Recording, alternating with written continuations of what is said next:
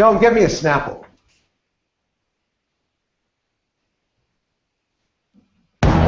This week on the Squatchers Lounge podcast, David and the Reverend Jeff take a look at another epic Bigfoot encounter. This time we're going to be looking at the incidents at Ruby Creek. Just what happened at the Chapman farm, and what does that have to do with the Bigfoot story? And for clarification's sake, Ruby Creek and Ruby Ridge are two completely separate things. Completely. And now, fresh out of the mind-speaking session with Sasquatch, your host, the Reverend Jeff Kelly. Woo! Absolutely right. Hold your ears, folks. It's showtime. Dude, always with me is the host I am, your Reverend Jeff Kelly. And with me, the so-so announcer man of the week, Dr. David Batdorf, Doctor of Pseudoscience. How you doing, buddy? Oh, yeah, fantastic. That was probably the fastest intro I've ever done. I sat down, boom, okay, in, showtime. Wow, we were only a couple minutes late. Could have been a lot worse, folks. It could have been worse. Absolutely, and if you put up your lower third, people actually know what your doctor is actually in.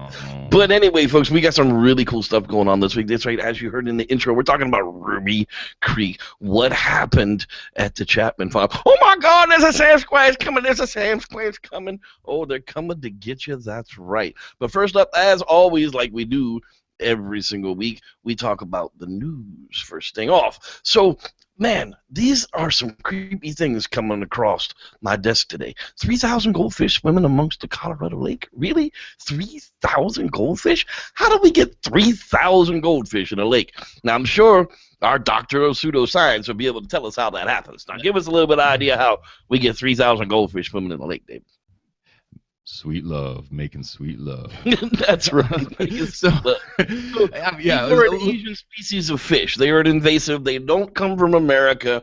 No lake in America should have any type of carp nor goldfish in it. Is that correct? That is correct. And so just imagine this. Yeah, my folks. It was man-made pond. We planted some things in it to make it viable. They wanted koi, so we bought, $1.50 worth of goldfish and just threw it in there to see if they'd survive. And yeah, we fed them. We didn't have to feed them. They ended up being totally fine on themselves. And yeah, they took over the pond to where koi, we never could do that. It was totally sustainable. There's still fish in there 10 years later. These are incredible, incredible animals. They're incredible reproducers, and don't put them in the lake. Yeah, definitely don't take your goldfish up to the lake and just let them go. It's a bad, bad, bad idea. Look at the Asian jumping carp back east in the Mississippi, the Missouri River, some of the southern rivers in Alabama. They literally have these large Asian carp that get super scared and will jump out of the water as these boats are going by. Some of these fish weigh 12 to 15 pounds.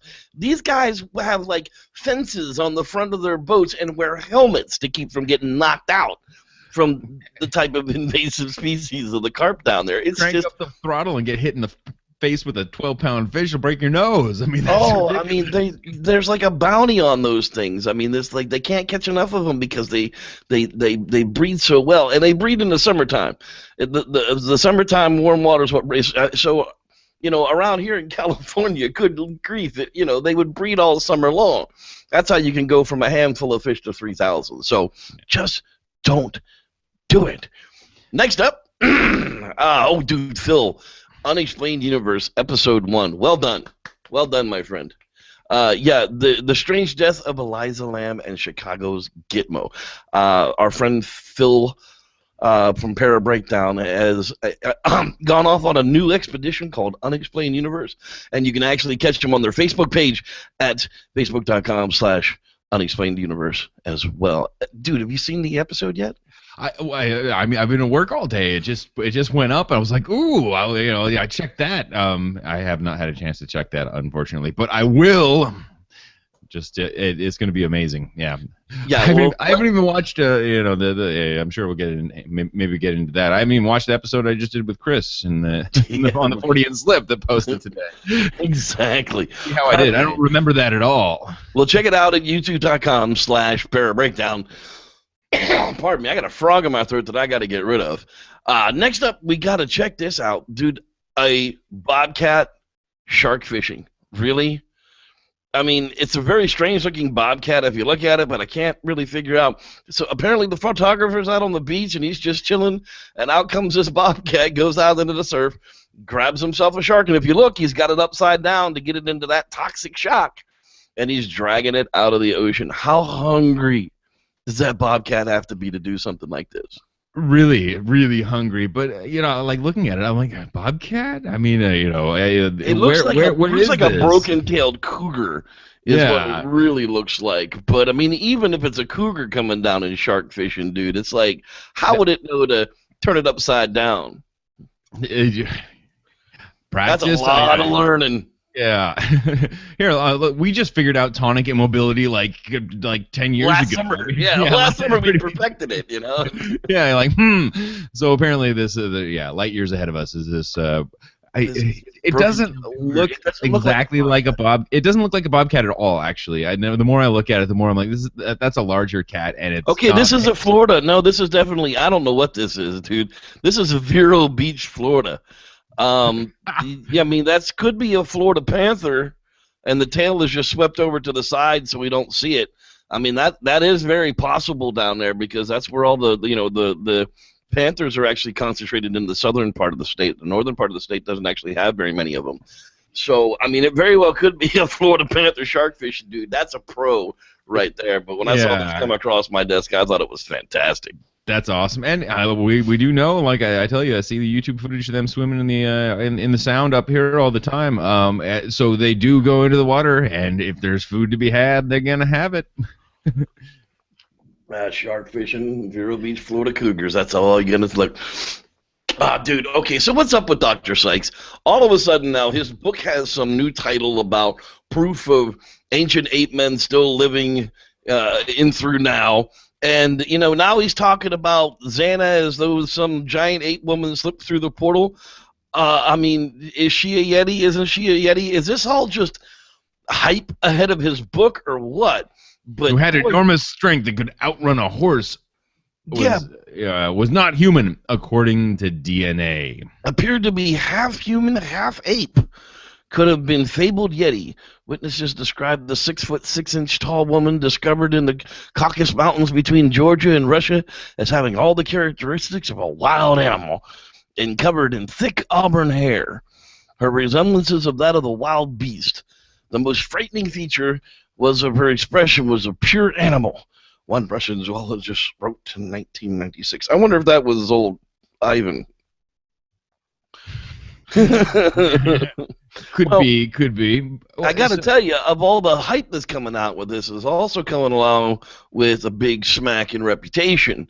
Apparently, people are not laying down for this nonsense, and they're actually scoffing out at Sykes, trying to figure out what the hell is he talking about. I skimmed over this, but I was more interested in the scientist savaged for Bigfoot claim, and actually reading that article. And this is a great synopsis of kind of what the main issues are. And don't put your toe into it unless you're willing to step in it. Yeah, well, he might be getting more than he bargained for here. I question some of his ethics in the way that he was doing things as well. It's like, how do you not vet a sample under a microscope before you spend that kind of money on a gene friggin' sequence on it?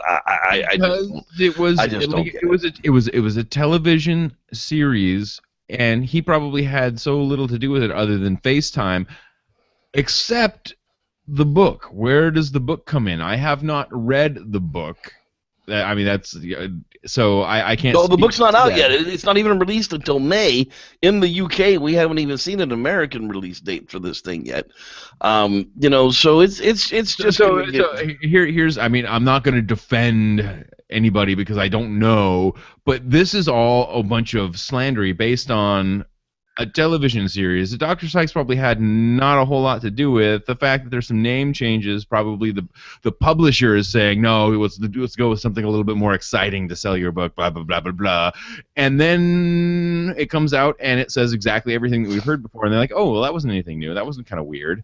But the people are going to sensationalize and get outraged because outrage sells so freaking much right now. Exactly. The matter I get, the more I'll click and spend, and yeah, it's crazy. When was the last time you heard down at the AMP today? Nothing happened, and it was a swell afternoon. Yeah. I mean, it just doesn't make the news. So yeah, but so I'm just gonna I'm gonna call that now that the book's gonna come out and it's gonna say kind of exactly what it was. It might have some interesting opinion stuff about his relationships with the people in the Bigfoot world, and you might talk about meeting Justin Smeaha and what that was all about, and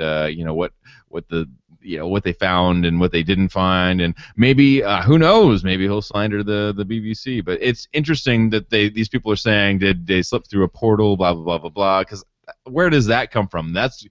I don't know if that's an advanced copy of the book they're talking about, or are they just making fun of the subject? $7 a Eve. Who knows? We'll get there eventually.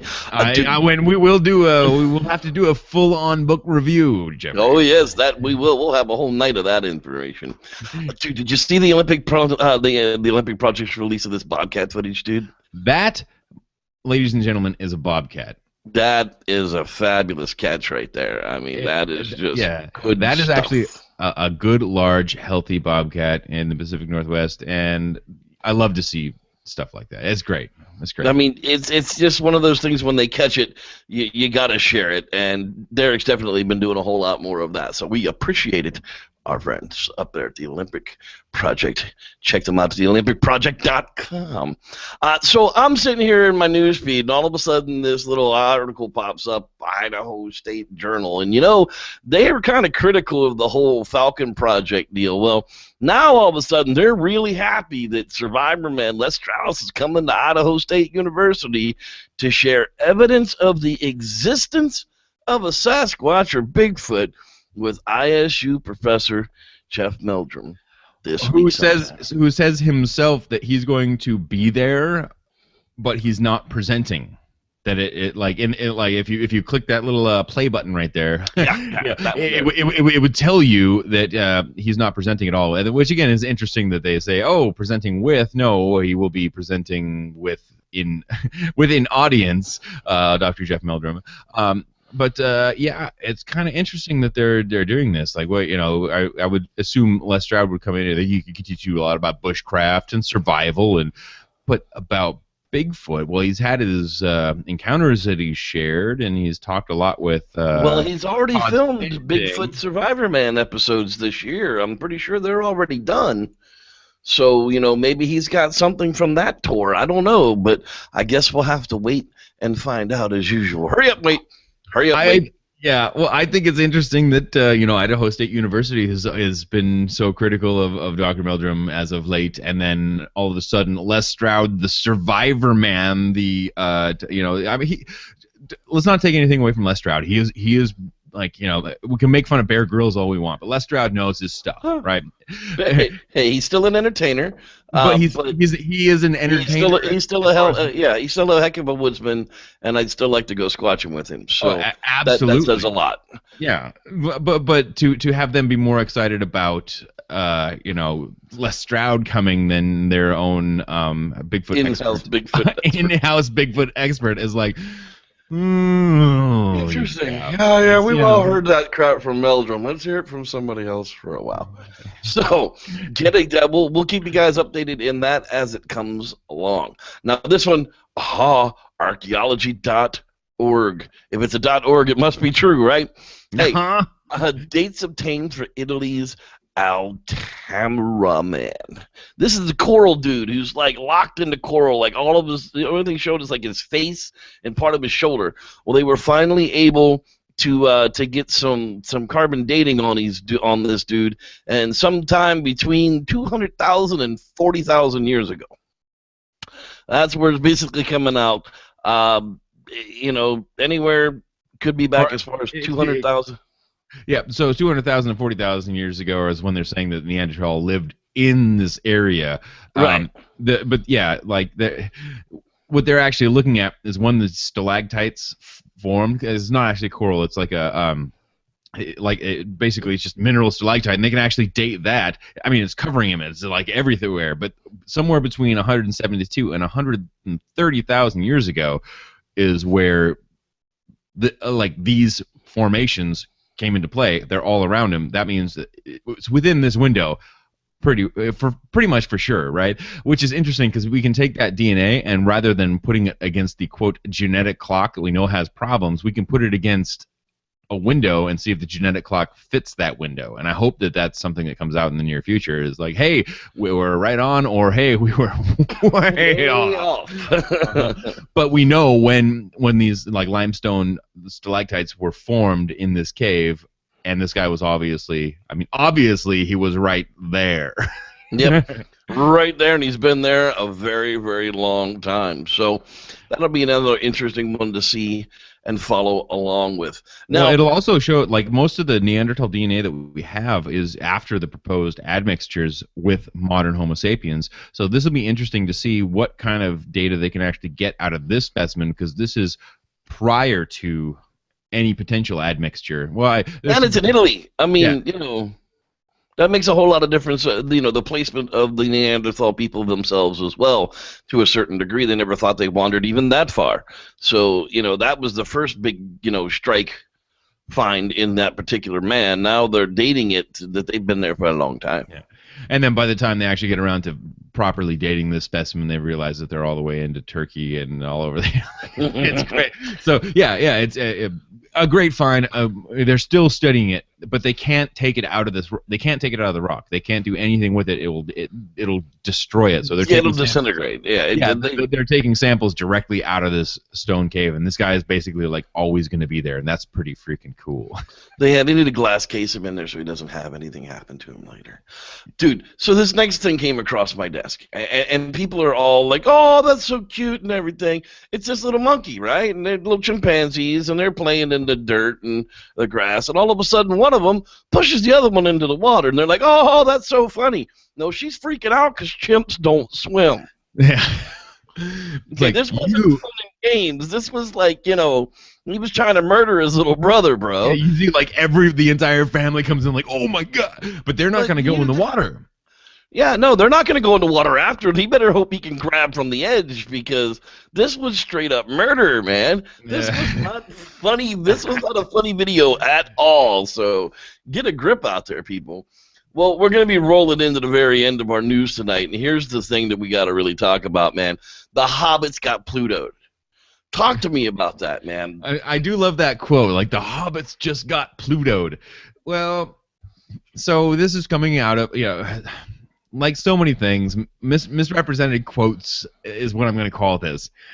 Somebody put forth some nice postulations. I was not able to find any good backing studies that really showed this, but was talking about the similarities between the later Australopithecines and these Homo floresiensis specimen, and saying, well, could it not have been that this is evidence that the Australopithecine traveled from Africa prior to okay. So what we've also seen is that in Georgia, in the Caucasus, we have these really archaic-looking Homo erectus that have already left Africa. We're into Turkey and heading up into Russia already. These are Homo erectus, not Homo sapiens, not Homo neanderthalis. This is something completely different. Is already dispersed over this way.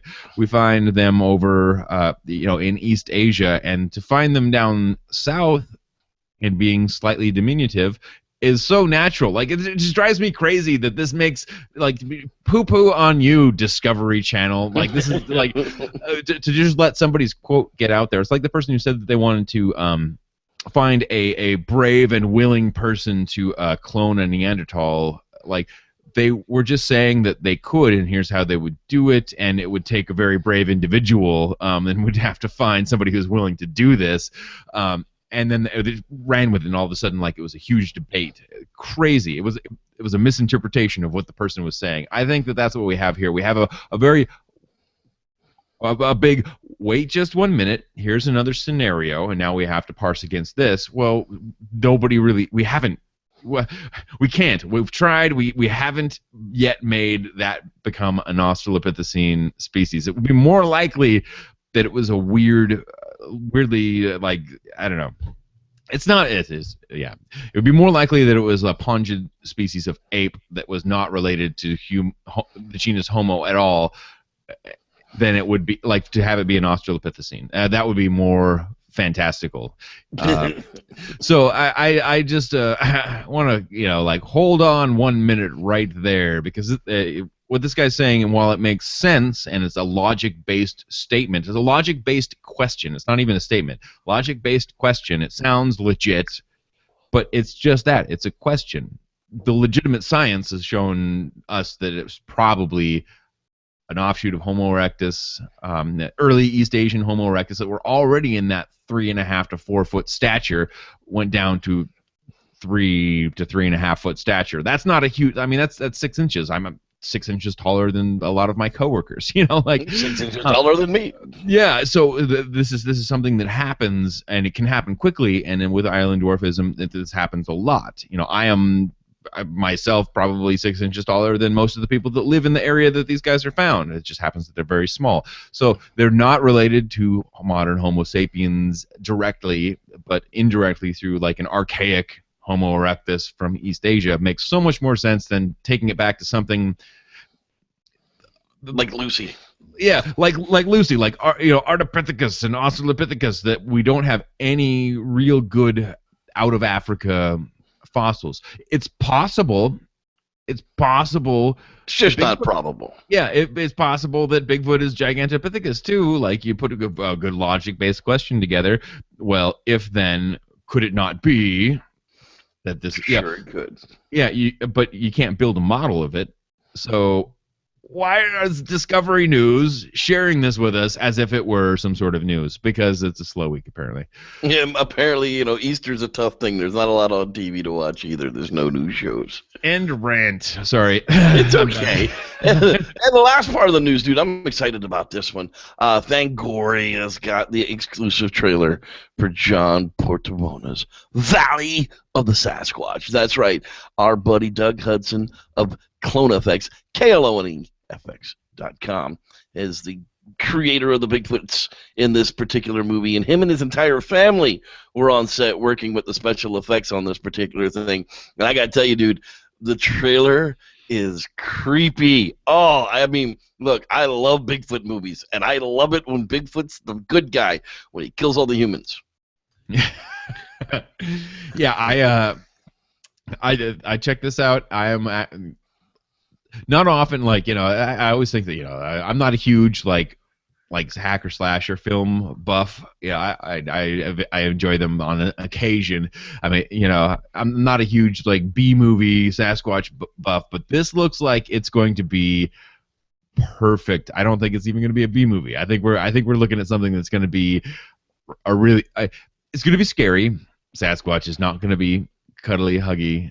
It's a monster. It's a monster movie, and I'm excited to see it because it looks like there's going to be a lot of tension, and that's my favorite part of any horror film ever. Favorite horror film of all time is Alien 1, because you never saw what you were so scared of. It was perfect. Exactly. Now, the nice thing about this particular movie is, yes, we've all seen Doug's suit. We've all seen the costume. Guess what, people? It's got special heads for this particular movie, so we've never seen them before. Sorry, haha, all new scary crap coming out scary for head. The Valley of the Sasquatch. John Portanova's, dude, he's killing it at the film festivals right now. I mean, just killing it. So I really hope that continues for you guys, and we will continue to support you for just as long as we can. Dude, that was a lot of news this week. Holy bajolies. Just about this time, we got to hear from our old pal Wes and see what the tip of the week is. I got to be a little faster on these. And now it's time for Rules to Squatch By with your old pal Wes. Number 42. Now this one has been passed on through the ages. generations of philosophers, scientists, dolphin trainers, bakers, drywallers, they all want to know. And the answer to the age-old question, yeah, they do. It just cloaks itself. Come check out my recent work and my art for sale at weslosner.com. Stay squatchy, my friends. Oh, it just cloaks itself. God bless you, Wes. Hey, dude, did you see those jars that he painted for expeditions? Yes, I did. That's a great. Yeah, especially dude, like have those available on weslosner.com for like $50. Hand painted memento jar for a Squatch expedition. Just fill it with dirt and rocks and twigs and little things that you collect along your way, and a hand painted friggin' Sasquatch on it is just like well, if you want to do like a piece of performance art too, you could just poop in the jar and then have him paint over it. There you go too. And then we can take the scientific method of poking around in it with a stick. That's right. You got to seal that off for all time. All time. And now for tonight's topic. Hey, look at that. That was right on cue. So we're going to be talking about Ruby Creek tonight, not Ruby Ridge. You're not talking about mine soaking Sasquatch out there, mine cloaking, whatever the heck's going on. Okay, so I dug through the archives. I got one of my first edition books here on the track of the Sasquatch by John Green, of course. This is actually a first edition copy from 1968 that I got off of eBay. It's not in all the greatest of shapes, but one of the stories in here in the very beginning of the book is the Ruby Creek incident, and it's about the Chapman farm. Basically, 1946, in the British Columbia area of Ruby Creek, these people have a farm that's a little bit out of the way. There's no real road that goes there. The people don't really have cars at the time. I mean, it's not one of those things that happens. And the wife is out there with the kids, and they're playing around. Well, I dug through the archives, and I actually found a great little storyteller that is going to tell us the story of it. So if you give us just a moment here, we'll let him tell us his story in his own words. The great John Green talks about Ruby Creek. By 1956, there had been several such reported sightings, which had been reported in small local newspapers. Mr. John Green, publisher of a newspaper at Harrison Hot Springs, British Columbia, began investigating some of these sightings. Here is John Green to report on a sighting he investigated in 1957. When I first came here in about 1957, it was still pretty well open. But all this has grown up since then. So what happened at that time was that Mrs. George Chapman, who lived in a house down by the river behind me here, she was in the house and the children were outside. One of them came in and told her that there was a cow coming out of the woods. So she looked out and she saw this man-like thing, but about 8 feet tall and completely covered with hair like a bear. And she knew it to be a Sasquatch. This was, quite a well-known thing to the Indian people. And she was frightened, so she took the children, ran down to the river, and then through the graveyard, which is right behind me here, and came out just about here onto the track, and then ran on down to Ruby Creek. Now, she'd really only had one quick look at the thing, so it wouldn't be that convincing a story, except that a lot of people immediately went back there and saw these enormous tracks. Mr. Tifting, of course, was one of them, and can describe just what the tracks were like and what they did. Well, they came through the bush into the shed, or the lean-to of the house, and there was a barrel of dried fish or smoked salmon, rather. And he broke the barrel, and there was some fish eaten there and thrown around. And then he went down the riverbank, and apparently took a drink, and then come back up on the other side of the house, through the garden patch, and up to CPR fence, and stepped with 1 foot on that side of the fence and 1 foot on that side of the fence. I can walk right over it. And the footprints was about 18 inches, like. And then he went across there and over to the next fence there and went right up the hillside. And that's as far as we could follow it. See. So there you have it. That's basically the story of Ruby Creek. Big old Sasquatch comes walking out of the woods. Kids see it, go tell Mom. Mom goes running down the tracks. There's a Sam Squan's coming. There's a Sam Squan's coming. And these brave dudes don't go, yeah, nobody's listening to you, old lady. No, they gather up their stuff and they're going back to check it out. Well, now what are you thinking of the story so far, David? You see, I love the stories from these guys and this area because I mean, let's just put up a screen share. Of course, the first thing I do, somebody says British Columbia, and I have to say, okay, well, how close is it to me? Which is the first thing I do. Well, Ruby Creek is northeast of Chilliwack, southwest of Hope. I live right down here. This is really a very short area. This is other than the 9 mountains you have to climb over. Yeah. So I mean, probably this is not the same creature that if I'm looking in doing research in areas down like here. That's why these blue lines are there. That's my rivers that I'm looking at. Because from here it goes into agricultural land. Anyway, but this is exactly the same value systems that I'm looking at, and this is why living up in this area, you can't get away from these guys. It's John Green and Renee Hendon, like that's the history, and why I think that why people think that the Pacific Northwest is such a full, rich area of sightings is because these guys told all the stories, and they all came to them because everybody in the area. I mean, these are simpler times, 40, 46, and later. I mean, these guys, everybody knew them. Everybody knew in the area, up there in that Harrison Lake area and Harrison Hot Springs. They know these guys are hey, you got to call this guy. You got to call this guy, and then everybody came together and they did the research. Like, should if only we could get that sort of network going again, that would be amazing. It still kind of does exist like that when something real, an event like the Sierra Kills event, we had quite a few people come together on that. But in that story, you heard them talking about the barbed wire fence, and here's actually a picture of Renee Hendon on that barbed wire fence that said 8-foot Sasquatch was able to just step across.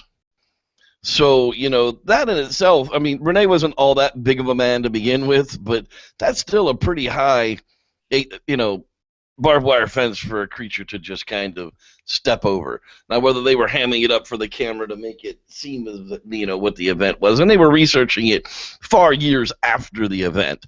But in the story, there's a questionnaire that an affidavit that John Green had people sign, as well as a list of like 33 questions and answers that they go through, basically investigating, trying to get people's memories jogged as much as he can to get the details out of it that he wanted. But one of the things that he had mentioned from his first book to his second book was through all the years of his investigations up to 1968 when he wrote the first book, he had roughly 250 Sasquatch encounters recorded for himself. By the time he wrote his next book, the following year, he had over 500 and had been in contact with other researchers that had dozens, if not hundreds more, that he had to catalog yet. And he said that it wasn't so much an explosion of activity, it was just more people paying attention and recording the activity that they're observing.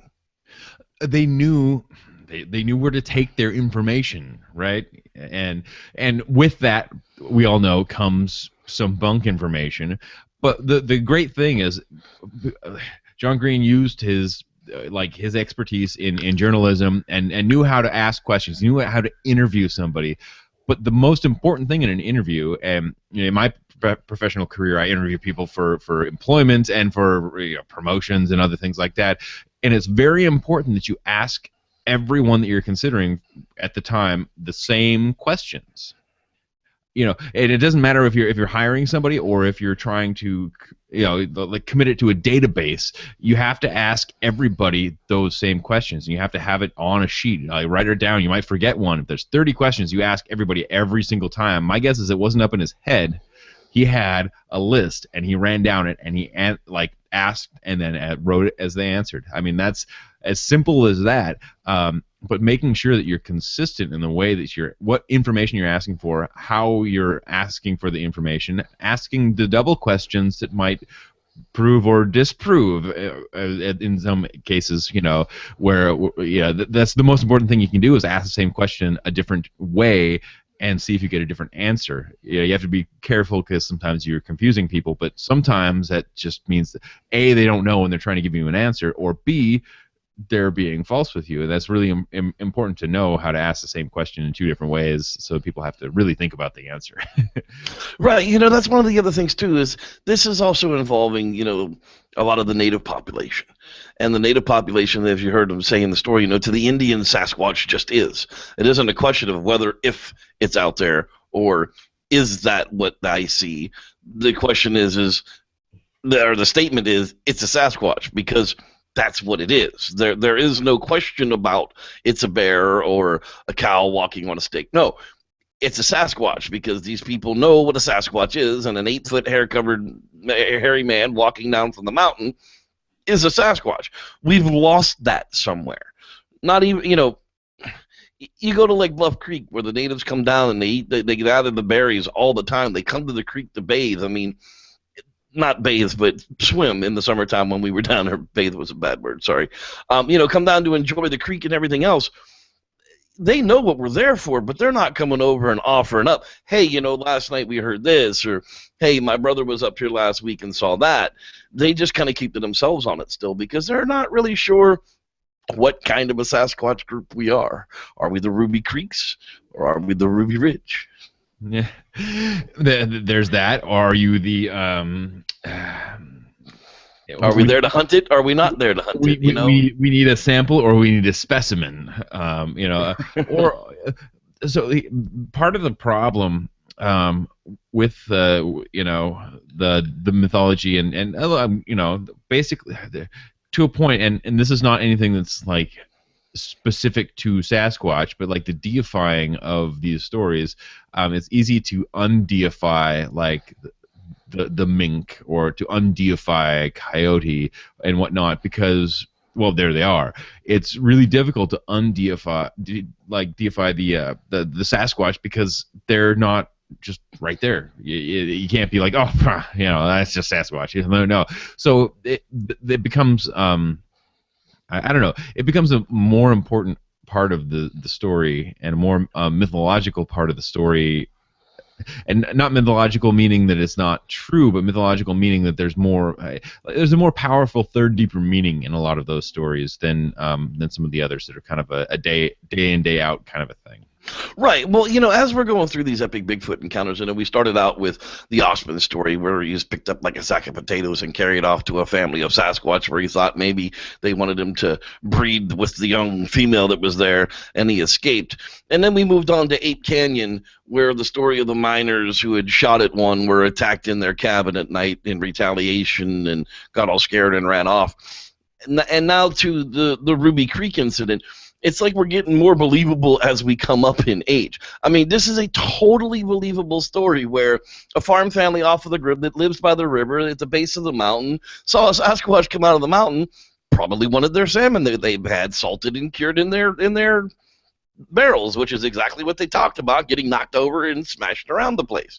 So, you know, I don't think that the Sasquatch was angry that the farmers were living there. I think he saw, ooh, easy meal. And one of the and again, I kind of showed the kind of proximity to where I live and the area that I am versus this story. One of the stories is told out on, you know, like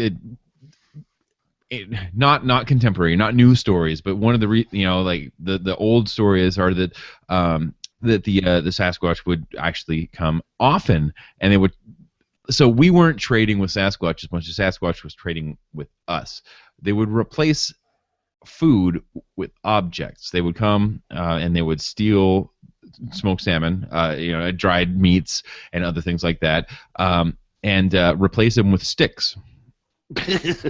And whatnot. Yeah. So there's this whole kind of an idea, like, you take your salmon, put a stick down, walk away. Maybe they won't notice. I'm not sure what that whole thing is, but Charlie, that stick looks just like a salmon. Go ahead and put it there. He won't notice. I mean, it's got plenty. There's other stories from the area of don't turn your back on milling grains and other things like that. Don't turn your back on that, because they'll come up and and that was women's work at the time, so it was extra scary because they wouldn't come to steal the women. That wasn't part of the story. They would come and creep in and steal the milled grains, steal the sweet stuff that they never have, because these hairless apes are making it for them. Yay! Thanks a lot, ladies. Yep, and thanks for all the fish. So long, and thanks for. Oh wait, that's copyrighted. We can't do that. Okay. Now so from what I understand of the story, the way it concludes out, after the investigation and everything, Lady Chapman didn't want to feel safe in her home any longer, so they basically abandoned the farm to live closer to town. And I don't necessarily say that I blame them. However, boy, wouldn't that be an interesting place to own now? Because probably Sam Squanch then, Sasquatch now. I mean, they're probably still hanging up there, still eating other people's fish and just not realizing what's going on. Yeah, you have to remember, the Pacific Northwest is like the last for everything. And up in BC, I would just say, there were, there's a lot of, the mountain folk left up here still, even to this day, because we're 10 years behind the rest of the continent. I'm just gonna say that right here and now. But what's interesting, during this time, to have somebody see a large hair-covered animal of any sort up in these river valleys up in BC, there were no towns. Vancouver was like a bustling city, but it was like a tenth the size that it is now in 46. And there weren't highways, all the way up there, and then there wasn't gas stations to get your car to and from everything you needed to get. There's no infrastructure, right? These people were living a very simple lifestyle up here, and had, I'm sure, cause to have bears, all sorts of animals all over the place, and in their property, on their property. To be afraid of a bear is to not live in this area, right? Right, exactly. They're not abandoned a place because a cow came out of the woods like the kid thought. Yeah, it's something that's really big, and it's something you can't explain, and it's something that scared them enough to relocate. And that's interesting in and of itself. As the story goes, if I'm living up there, I'm expecting to see these things. I see these things on a regular basis, and it's okay. You expect to see it, and you can identify it, and you know what to do to keep yourself safe. The other question becomes is, what incidents were they having before this? I mean, if the thing was bold enough to finally walk down off of the mountain and just come walking up through the meadow up to the house in the daytime, there had to have been incidences where they heard them at night, or, as it got more comfortable coming towards the house, just like living in a swamp where you've got a giant alligator that's no longer afraid of people. You either kill it or you move.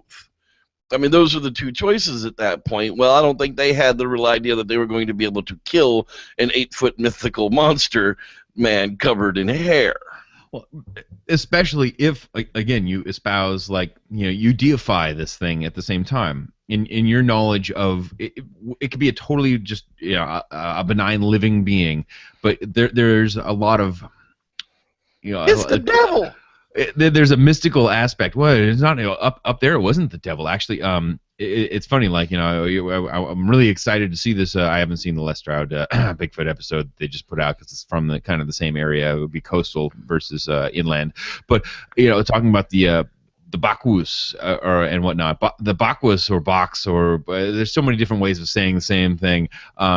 Is the male version of Tsunakwa is the female version. Tsunakwa was actually she was a good omen, but they used her to frighten people who actually, like, if you owed the tribal leader money, they would put Tsunakwa outside of your house. To remind you, like a totem of Tsunakwa, which if you see like the pursed lips, like the whistle and the arms up, that's Tsunakwa, and she is to remind you of good fortune, and to bring good fortune to you because you owe me fucking money, or whatnot. You owe. I would freak out if I walked out of my house and one of them things were out in front of it. Well, but so I mean, the whole idea is that you owe the tribe for our. We gave you our wealth when you needed it, so you owe us back, and so Tsunakwa is going to. Ensure. She's going to ensure, and like she's good luck, but she's also intimidating. So she's gonna remind you of all this. But Bakwus was you never saw the male. The female apparently was all the time. You never saw the male. He was skittish. He was always hiding. He was nervous all the time. But to see him was a treat. Was a good thing. It was luck. And so in some of these areas, like there's all these different stories, but I just thought of that because I thought of the Survivor Man thing, and it's nearby, and one of these things, like it should be a pleasant thing to see this giant beast, but it's also frightening, and if you're living in that more contemporary society, or apparently craving that because that's where they moved, that's I mean. It's frightening. Like me, I live in the city, and I think, man, I'm not going to be able to handle a sighting. But at the same time, what does this sighting tell us? There's the Ape Canyon. Okay, well, if you shoot rifles back, they're going to throw rocks. That's interesting. Okay, or whatnot. But what this tell us is that there's kind of a benign like aspect to this whole story. It just kind of came through. Took some food that you sort of left out there, so it pilfered your food, and it kind of just moved on, took a drink, and head back in the hills. Right, exactly. It was like mission accomplished. I'm hungry and need a drink. Yep. I'm hungry and thirsty, and there's food and water, and so long, and thanks for all the fish. Thanks for not making me pull the fish out of the water. Yeah. Well, dude, that's going to do it for Ruby Creek this week. I think it's a great little story. I like it myself. It's simple. It's believable. It's credible enough that there are people that were still around to record at the time that videotapes were out and give their statements to it. That I'd keep that one in the definitely plausible folder. How about you? Oh yeah, and I love this because. If not just the mythology of the Sasquatch itself, but the mythology of the people who came to research this one. I mean, come out to the scene is John Green and Renee Hinden. I mean, basically in my backyard, +1 country. It's a great backyard plus a passport. Yeah, backyard plus an enhanced ID. I could do that.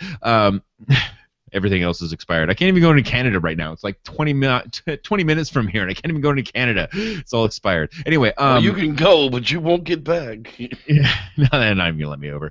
They don't want me.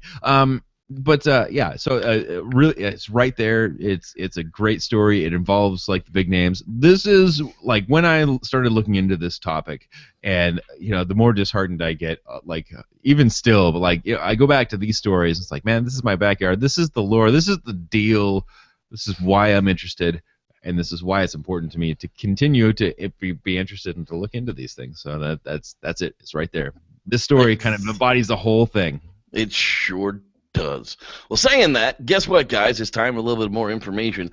I went on that super secret outing with our Bigfoot, our Bigfoot guide, Justin Smeha, last week, and we had an epic outing. We did not go to the mountains because the mountains is still getting snow. We talked to one of our other Squatch buddies, and he was up in the mountains, said that the meadow up there at the event site still has 2 feet of snow, and it's like 25 degrees up there still. So we did not go anywhere near that place. However, we are going up second week of May to do a scouting weekend to find a secure spot for us to go squatching. So no worries, we're going to be up there in the middle of May. We got to let it warm up because literally like the last 2 days it's dropped another 8 to 10 inches of snow up there. So we're just trying to let it finish out the snow, get a little bit warmer temperatures up there so that we can at least stand it at night. And we'll know a whole lot more information when we get back from that trip next month. But what we do know for now, right now, is still the trip is June 11th through June 14th near Gold Lake, California. We are still doing public camping at $20 per site per night, $5 an extra car per site per night, 2 tents per slot.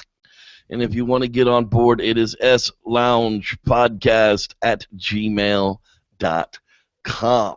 Send me an email. Tell me you're interested, and I will put you on the list to keep you updated by email when there's actually something to update. Otherwise, watch the show to find out.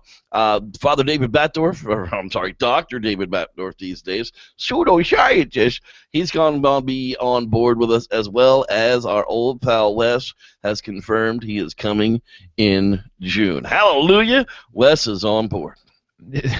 You can actually go squatching with your old pal Wes. That's right. You can get on board and go squatching with your old pal Wes. He is a big dude full of fun, and a lot of good times is going to happen. You see all them marshmallows? I don't plan on eating none of those because I'm going to be a lean, mean squatching machine by then. But we'll make sure that we can have a campfire permit so you can make your own marshmallows. That's for sure. Marshmallows. Well, that's going to do it for us this week, guys. Holy crap, the hour just went and is gone. David, did you have fun this week? I always have fun doing this show. I always have fun. That's why we always do this show. We don't do it for money. That's for damn sure. Yeah. But for myself, the Reverend Jeff Kelly, and Dr. David Batdorf, pseudo-scientist, we want to thank y'all for listening, watching, whichever way you're going to do it, and may the Squatch be with you. Bye-bye. Take care. Dude, it's like 7 weeks, 8 weeks now? Yeah, my schedules are written out that far, and it's like, wow, there we go. Got it. 8 weeks. On a plane. Yeah. It's a 5-hour drive from here, bro. A whole lot better than 22 hours. It's a lot better than 22 hours, but it's a lot longer than the flight. Yeah, we're going to be kind of rounding up in Sacramento that 7:30-ish that morning and then heading up. It's only like 2 hours from there. Sweet. 2.5 from there. Thanks, everybody, for watching. I'm here to do one thing, is to bring one of these creatures back. I don't want to talk right now. So don't get mad. Just keep the camera off right now, okay? I said I don't want to talk. You got it? Joan, get me a Snapple.